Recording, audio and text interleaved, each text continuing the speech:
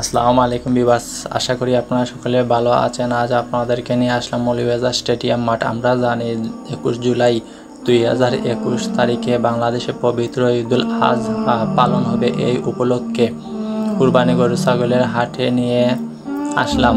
আসলে স্টেডিয়াম মাঠে আমরা সবাই জানি, কিন্তু স্টেডিয়ামের ভিতরে প্রবেশ করা যায় না, শুধু স্টেডিয়ামের পার্শ্ববর্তী চতুর্দিক ঘুরে বাজারে গড়ে ওঠে।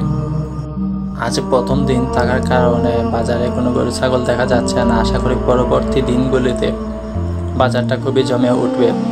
সবাইকে অগ্রিম ঈদ মুবারক। যারা আমার সাথে আছেন তাদেরকেও অসংখ্য ধন্যবাদ। লাইক করবেন, কমেন্ট করবেন।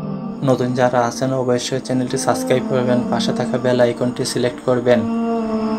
আজ আমি এখানে বিদায় নিলাম। আল্লাহ হাফেজ।